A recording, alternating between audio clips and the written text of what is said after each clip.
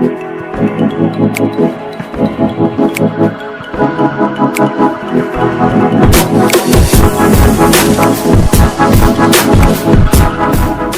kita berikan tepuk tangan yang mulia bagi Tuhan Yesus.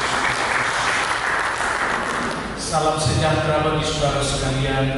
Hari ini aku akan sampaikan kepada saudara tentang berita Mesias sudah datang.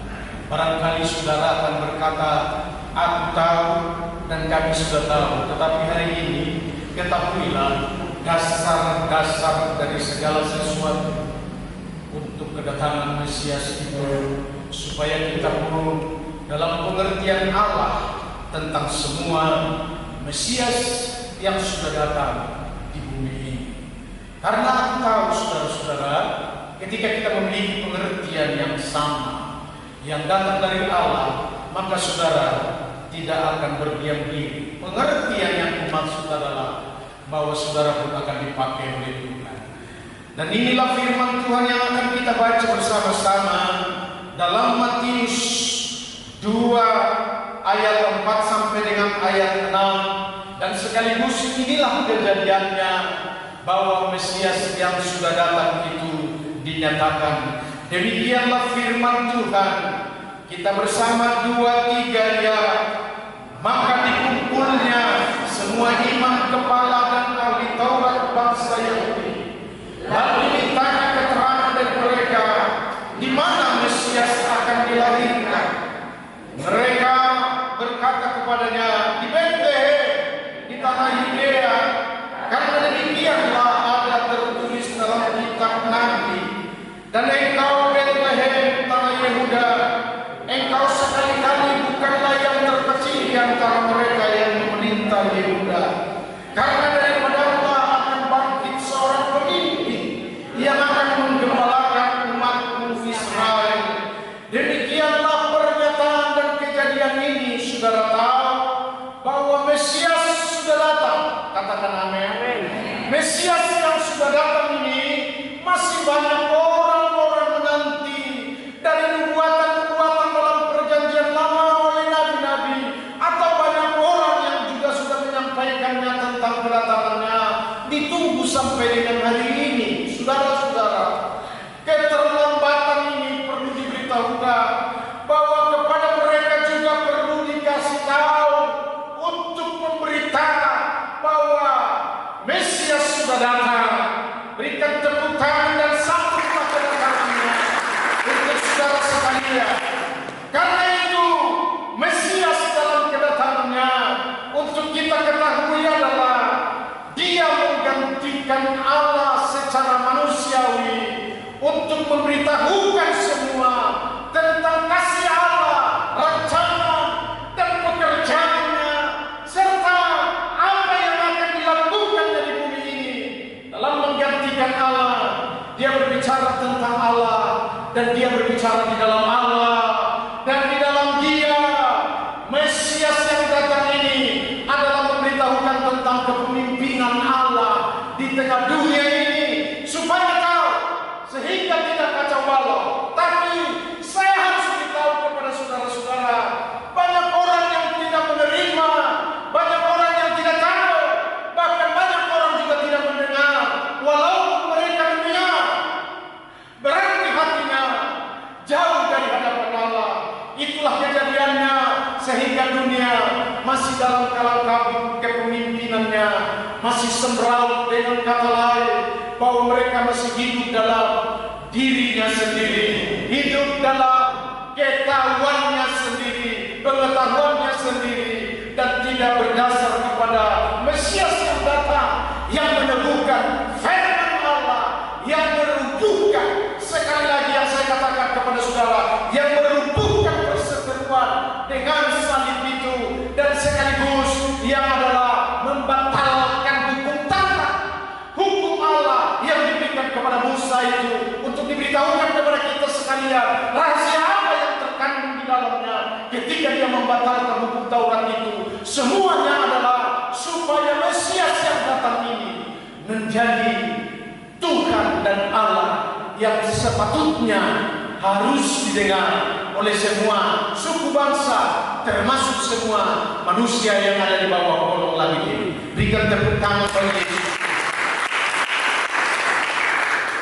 Saya harus beritahu kepada saudara-saudara, Mesias yang datang ini adalah memimpin bangsa-bangsa dan semua umat untuk datang kepada Allah. Kepada Allah yang mana?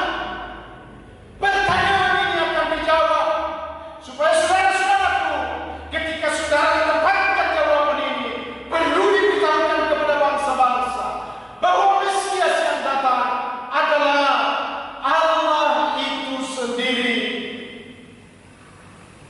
yang menyampaikan semua keilahian dari Allah itu kepada Mesias yang akan datang itu atau yang sudah datang itu dengan baik-baik, saudara-saudara, sehingga manusia semua dituntun untuk berdamai dengan Allah. Tidak ada jalan lain.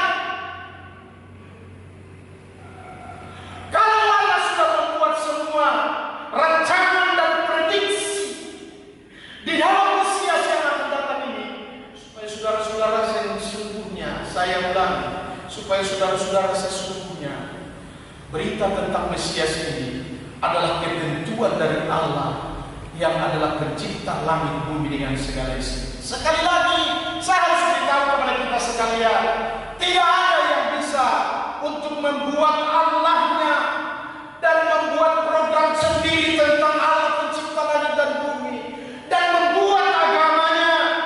Kalau semuanya itu terjadi, dengarkan baik-baik saudara-saudara, itulah rahasia sehingga Yesus Kristus yang mati tersalib itu adalah Mesias yang sesungguhnya berkuasa untuk hidup, namun menyalibkan semua yang namanya agama-agama dan perseteruan-perseteruan yang ada di tengah kematiannya Yesus Kristus.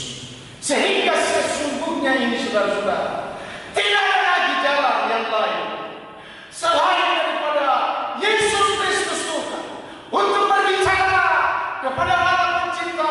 Tidak ada yang lain, sehingga digenapkanlah firman Tuhan yang berkata di bawah kolong langit ini, tidak ada nama lain yang olehnya manusia bisa diselamatkan. Saya akan menguraikan saudara, yang olehnya manusia untuk datang kepada Allah Bapa, tidak ada yang lain, hanya yang ada di dalam Yesus Kristus Tuhan. Berikan tepuk tangan bagi Yesus. Karena nubuatan juga dalam firman ini dikatakan begini, saudara-saudara, Mesias itulah yang akan menuntun bangsa-bangsa dan yang dinanti oleh pulau-pulau dan yang dinanti juga oleh seluruh dunia, sehingga genaplah yang pertama. Ada 3 hal yang saya sampaikan kepada saudara-saudara. Berita tentang kedatangan Mesias itu yang sangat perlu adalah yang pertama, saudara harus tahu Mesias datang adalah sebagai manusia yang lahir di Betlehem. Semua rancangan Allah yang ada di dalam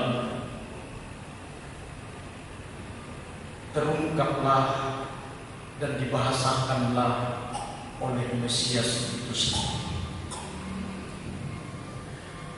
Dan ketika dia lahir di bumi, di Betlehem, di tanah Yudea, hanya berbicara tentang bahwa bangsa pilihan itu yang sudah dipelihara oleh Allah secara khusus menjadi bangsanya, dan bernubuat pun adalah kepada mereka bangsa Israel itu. Maka dinyatakanlah yang pertama sekali tentang kedatangan Allah dalam menyelamatkan dunia. Program baru yang pada waktu itu adalah kepada bangsa Israel. Dengan maksud tujuan saudara-saudara, Anda harus tahu bahwa bangsa yang dikurangi, bangsa yang dipilih ini adalah semestinya harus menjadi terang atau diutus ke dalam bangsa-bangsa yang lain. Ada kegagalan di dalam saudara-saudara yang mungkin saudara pun sudah tahu. Kegagalan itu adalah karena mereka hanya mengeraskan hati Bangsa ini adalah menjauh dari Allah. Mereka telah terkontaminasi dengan kehidupan duniawi, mengabaikan tentang Allah dalam kebenarannya dan mengabaikan tentang Allah yang menggenapkan firman itu sendiri yang sudah dilahirkan atau datang kepada Mesias yang berbicara tentang keselamatan kepada dunia. Sehingga saudara-saudara, Mesias yang dinantikan ini atau yang sudah lahir di Israel ini adalah dipakukan untuk tidak tersebar sampai ke seluruh dunia. Apakah lagi datang Raja Herodes? Gambaran dari dunia, gambaran dalam keduniawian adalah mencekam, membuat pagar blok, serta mempunyai niat hati yang akan membunuh Mesias yang datang ini, supaya dalam hatinya adalah supaya jangan ada raja yang bisa untuk menandingimu sebagai raja. Ego ini juga tersebar saudara-saudara sampai kepada masyarakat yang ada di sekitar Raja Herodes, dan sampai titik-titik terakhir itu dengan baik-baik saudara-saudara tentang Mesias dipakukan dan tidak diberitakan. Sesungguhnya hari ini diberitakan kepada kita sekalian adalah Mesias sudah lahir. Berikan tepuk tangan. Sehingga bangsa-bangsa semua harus melihat bagaimana saudara-saudara jika berita tidak diberitahu kepada orang lain, tidak diberitahu kepada bangsa-bangsa lain, bagaimana mereka untuk melihat.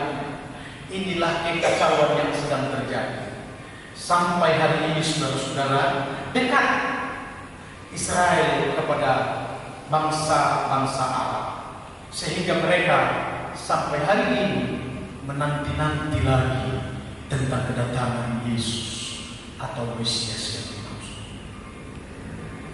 Bahkan mereka menguraikan di dalam penantian itu adalah harus turun di Palestina. Bahkan dibuat lagi karya-karya ujian di dalamnya untuk menyatakan kepalsuan bahwa Mesias itu harus lahir di Arab. Saya mendengarkan seorang yang namanya tokoh agama sedang memberitahukan dan mengabarkan ini semua saudara-saudara. Bukankah ini adalah membuat kekacauan di tengah-tengah rencana dan karya Allah yang ada pada Yesus sebagai Mesias? Karena itu yang kedua saya harus sampaikan kepada kita sekalian saudara-saudara adalah haleluya, Mesias akan menuntun bangsa-bangsa untuk berdamai dengan Allah. Katakan amin saudara. Mesias harus menuntun bangsa-bangsa datang kepada Allah. Dan tentang semua ini saudara-saudara, maka Mesias itu menderita. Saya harus beritahu kepada kita sekalian saudara-saudara bahwa setiap pemberitaan dalam kebenaran memang kita menderita. Ocehan dari banyak orang yang tidak setuju dan tidak simpatik dengan kedatangan Mesias, termasuk agama-agama. Jikalau bukan dalam kekristenan sampai hari ini berseteru dengan yang namanya Mesias yang datang dan yang sudah bekerja untuk menyampaikan berita tentang kebenaran. Apa penderitaannya?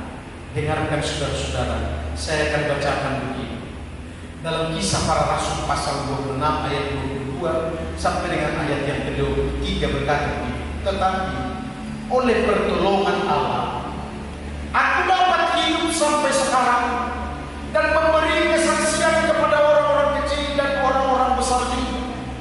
Dan apa yang diberitakan itu tidak lain daripada yang sebelumnya telah diberitahukan oleh para nabi dan juga oleh Musa sebagai nabi, yaitu bahwa Mesias harus menderita sengsara dan bahwa Mesias adalah yang pertama yang akan bangkit dari antara orang mati, dan bahwa ia akan memberitakan terang kepada bangsa-bangsa ini dan kepada bangsa-bangsa lain tentang Mesias yang sudah mengerjakan segala kebenaran ini. Saudara, kalau kedatangan Mesias menderita, saya pun harus beritahu kepada saudara-saudara, siap-siaplah untuk menderita. Amin, saudara. Di zaman ini, situasi ini, saya harus ingatkan dan teguhkan saudara-saudara. Mungkin ini penderitaan yang adalah sangat berat di akhir-akhir. Namanya pandemi virus corona. Yang saya harus ingatkan kepada anak-anak Tuhan, kepada siapa saudara harus lari? Sementara saya sudah sampaikan kepada saudara-saudara, dasarnya ialah siaplah menderita. Di dalamnya supaya saudara-saudara dalam penderitaan ini adalah tetap memuji Tuhan, tetap bersekutu dengan Tuhan, tetap berharap dengan Tuhan, dan tetap jadikan Allah itu dalam Yesus Kristus adalah Tuhan pemelihara dalam hidupmu dan tempat perlindungan. Berikan tepuk tangan. Supaya kita tidak sama dengan orang-orang dunia. Ketika ada penderitaan, lari dari jalan Tuhan. Ketika ada penderitaan, ada masalah, lari kepada jalannya sendiri di tengah emosi dan perlakuannya sendiri. Lupakan Tuhan. Kadang-kadang juga kita saudara-saudara hampir-hampir sering juga mengalami yang sama. Untuk saya ingatkan hari ini kepada saudara-saudara, janganlah sekali-kali untuk lupa dalam berserah kepada Tuhan. Amin. Amin. Biasanya ketika kita sudah banyak uang, lupa untuk berkata syukur Tuhan. Dan lupa juga kita berkata, Tuhan, uang ini mau gua apa? Karena aku sudah berkata kepada Tuhan, utangku banyak, ku bayar ya, ku cicinya. Tidak ada yang berdoa seperti itu. Semuanya adalah bersiul-siul tentang uang.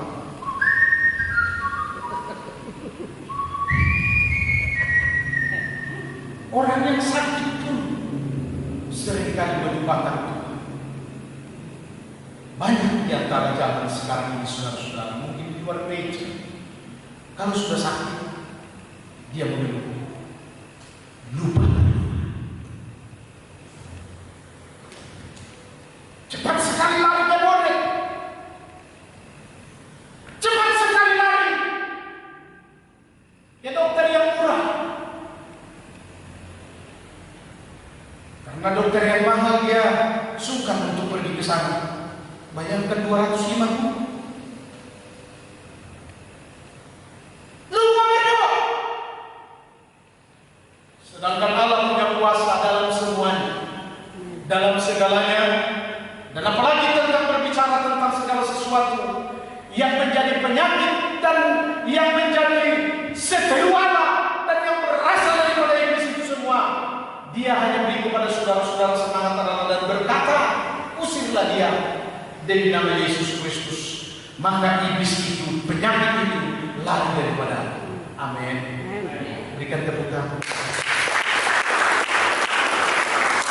Supaya saudara-saudara tetap mengandalkan Tuhan dalam situasi apapun yang sedang terjadi. Kalau kita sebut soal penderitaan, Yesus pun untuk memberikan mahkota keselamatan, kebenaran di dalam banyak hal adalah dia datang dalam utusan Allah untuk menyelamatkan manusia itu, bahkan juga untuk memberkati manusia itu. Tetapi banyak manusia menolak di tengah kebenaran dan berkat itu. Dengarkan baik-baik saudara-saudara. Yang saya harus ajarkan kepada saudara-saudara, itulah sifat manusia. Dan sesungguhnya kedatangan Mesias adalah menyalibkan daripada sifat perbuatan kemanusiaan atau manusia dalam segala keegoan dan kemauan untuk disalibkan. Itu sebabnya hari ini saudara-saudara, berita tentang Mesias yang harus menderita supaya kita pun siap untuk mengikutnya. Entah dari depan atau dari belakang, dengarkan baik-baik adalah biarlah bersama dengan Dia kita akan lakukan semua apa yang dirancang ataupun panggilan Allah bagi setiap kita dari sekarang ke depan. Katakan amin. Haleluya. Berikan tepuk tangan yang mulia. Yang ketiga, Mesias adalah pilihan Allah, bukan pilihan manusia. Supaya saudara bisa bedakan apa itu program pemerintah, apa itu program agama, dan apa yang disebut dengan program Allah.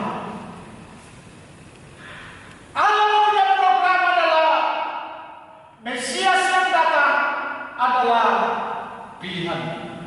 Dan saudara harus tahu bahwa pilihannya itu adalah dari dirinya sendiri. Supaya kebenaran tidak ada yang menyimpang, itu maksudnya. Sehingga kalau pemerintah banyak menyimpang ini saudara-saudara dalam programnya, ya manusia. Agama-agama pun yang punya program agama, dan saudara harus ketahui bahwa program agama di luar daripada Allah dalam semua programnya tentang Mesias ini adalah program agama dan pasti melenceng.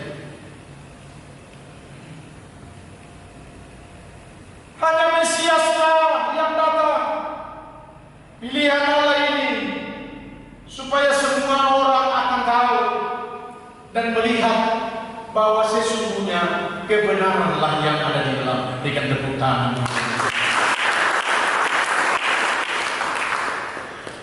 Saya akan bacakan ini saudara-saudara tentang pilihan Allah dalam Mesias Juru Selamat di dalam dunia yang sudah datang. Pada Lukas 23 ayat 34 sampai dengan ayat yang ke-35 berkata, Yesus berkata, "Ya Bapa, ampunilah mereka, sebab mereka tidak tahu apa yang mereka perbuat." Dan mereka membuat undi untuk membagi pakaian. Orang banyak berdiri di situ dan melihat semuanya. Pemimpin-pemimpin mengejek dia. Katanya, orang lain ia selamatkan. Biarlah sekarang ia menyelamatkan dirinya sendiri. Jika ia adalah Mesias, orang yang dipilih Allah. Saudara, ada pertikaian yang harus saya sampaikan kepada saudara-saudara. Ada solusi dalam kebenaran yang dipastikan kepada kita sekalian. Amin. Adalah bahwa Mesias harus mati. Pemimpin-pemimpin dunia, dengarkan baik-baik. Mereka komplain. Ya kalau dia Mesias, kalau dia Allah, kalau dia Tuhan, ya biarlah dia menyelamatkan diri.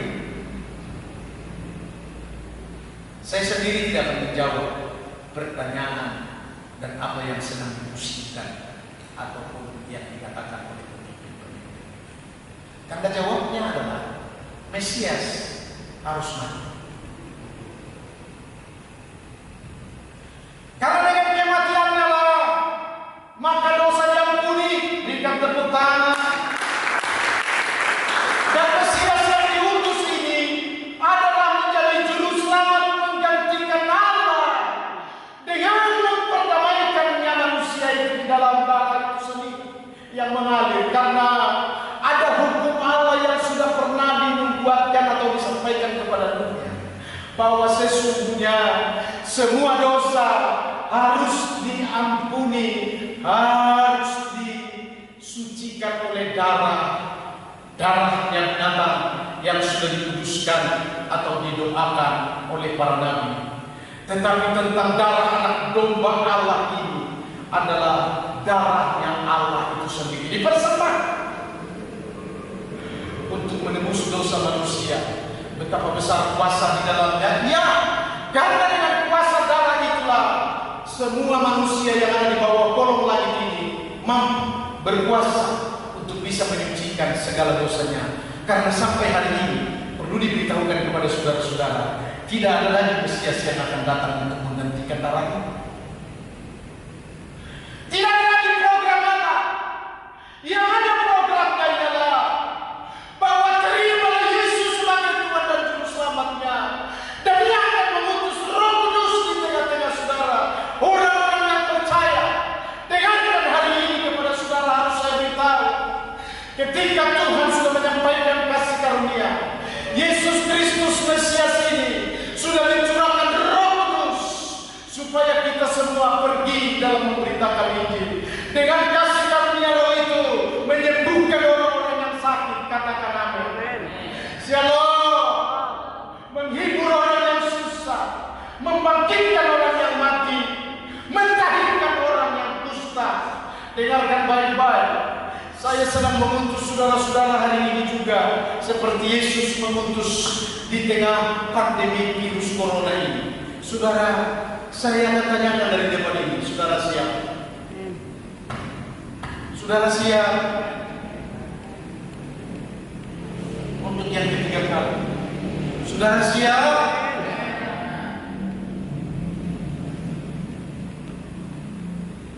Aku akan katakan kepada saudara, hati nuranimu yang berkata siap. Tetapi kata darimu sekarang adalah sedang memilah-milah, sedang menertawa, sedang berkata tidak mungkin. Hari ini saya harus katakan dalam doa, aku mau sahihkan kedagingan, supaya terbit terang atasmu, saudara-saudara. Siapa lagi yang akan memberitahukan? Siapa lagi yang akan menyampaikan karunia-karunia Roh? Berdoa bagi orang sakit, siapa lagi? Kalau bukan saudara-saudara. Kalau saudara sama dengan orang dunia, bersembunyi, maka siapa anak-anak Allah ini yang dipenuhi dengan kuasa Roh? Mari kita bangkit semua berdiri. Dengarkan baik-baik ini saudara-saudara. Masih akan kuteruskan 10 menit lagi khotbahku ini. Kita yang berkata dalam Lukas pasal yang keempat ayat yang ke-18, 2-3 ya, Roh Tuhan ada padaku. Oleh sebab Dia telah memberkati aku untuk menyampaikan kabar baik kepada orang-orang miskin, dan Dia telah mengutus aku. Silakan duduk. Tunjukkanlah Roh Tuhan yang ada padamu. Dan sambutlah dengan bertepuk tanganlah bagi Yesus.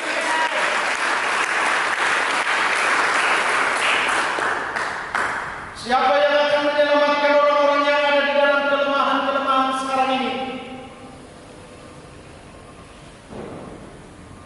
Bahkan juga mereka sudah pincang. Bahkan juga banyak sekarang ini saudara-saudara di dalam virus pandemi corona ini buta. Kenapa buta? Tidak tahu mengenalkan Allah. Tidak sadar bahwa dalam dirinya ada roh Allah. Terlalu mudah digoyah. Covid, gimana maksud caranya? Tunggu dulu berakhir Covid ini. Bahasa-bahasamu tidak menyelesaikan persoalan. Yang bisa menyelesaikan persoalan ialah Allah yang telah menyatakan diri sebagai Mesias, yang adalah tersalib untuk menebus dosa. Dan Dia hari ini, saya harus beritahu kepada saudara-saudara, Dia sudah pergi ke tempat Bapa di surga, nyatu dengan Bapa Pencipta langit. Dan hari ini saudara-saudara, saudara tetap tinggal di dalam Dia. Minggu yang lalu sedang terngiang berita tentang Kristus harus tinggal di surga sampai pemulihan segala sesuatu. Shalom. Inilah tugas dan pekerjaan. Amin. Shalom. Jangan saudara yang berkata berat juga menjadi jemaat di GBI aku. Sudah tahu COVID diutus lagi, sudah tahu COVID dibangkit-bangkitkan lagi. Ada bahasa seperti itu, bertobat. Karena Allah yang sedang berbicara. Bayangkan saudara-saudara, aku dalam kelemahan 2 minggu ini tentang persoalan sesuatu, tapi aku tetap bangkit dan berkata kepada Tuhan, semua itu adalah masalah. Dengar baik-baik saudara-saudara, orang lain sedang berkata, ada masalah itu Pak Pendeta. Lalu istri saya bertanya, masalah apa? Enggak ada. Shalom. Shalom. Masalah Tuhan. Enggak ada. Sehingga Tuhan mempercayakan saya menjadi seorang hamba yang mengerti, yang memang mau mengerti tentang bahasa Allah, bahasa surga, dan mau mengerti tentang rahasia. Berikan tepuk tangan.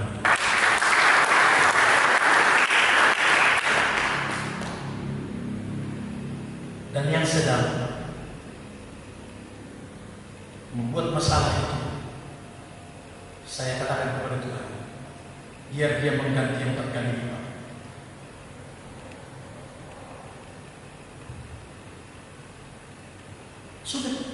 Sudah termeterai. Orang namanya saya sedang berbicara kepada Allah, bukan kepada manusia. Kalau kepada manusia, dia akan berkata begini, bagaimana caranya? Bagaimana mungkin? Bagaimana bisa? Tapi sedang berbicara kepada Allah. Dan Dia melanjutkan untuk pekerjaan adalah sekarang tetap engkau beritahukan tentang nama Yesus Kristus. Dan saya harus beritahu kepada saudara-saudara bersama saudara sebagai jemaat Tuhan. Tanggal 11 Tuhan akan curahkan urapan-urapan yang khusus pada hamba-Nya untuk membuat kespesifikan yang saya harus katakan kepada orang-orang Batak yang ada di Tapanuli, orang-orang Batak yang ada di Borsia, orang-orang Batak yang ada di sekitar semuanya yang akan datang disebut menjadi provinsi Tapanuli. Dengarkan baik-baik supaya mereka jangan mengeraskan hatinya. Mereka menganggap bahwa mereka yang menguasai, mereka yang berkuasa, mereka yang tahu tentang adat dan istiadatnya sendiri. Mengabaikan firman Allah, hampir meragukan tentang kuasa Allah dan firman dan apa yang disebut tentang nama Yesus Kristus itu yang berkuasa. Sebab hari ini saudara-saudara, berita tentang hari itu, hari ini juga hari yang akan kukatakan 4 kali lipat akan dicurahkan pada tanggal 11 minggu yang akan datang. Dan setelah itu saudara akan melihat dan menjadi saksi 4 kali lipat yang dimaksud. Saya sedang bersekutu dengan Tuhan. Dan aku akhiri saudara-saudara bahwa Mesias yang sekarang yang sudah naik ke surga, Ia berjanji untuk mencurahkan kuasa Roh. Sambut dulu dengan tepuk tangan. Agar saudara tahu tentang Roh Kudus, Roh Kudus yang akan menyembuhkan orang-orang yang ada di dalam tawanan, di dalam sakit penyakit. Amin. Berikan tepuk tangan. Roh Kudus yang dicurahkan untuk memulihkan semua keadaan. Amin. Saudara akan tahu bahwa pemulihan itu ada di tengah-tengah Israel.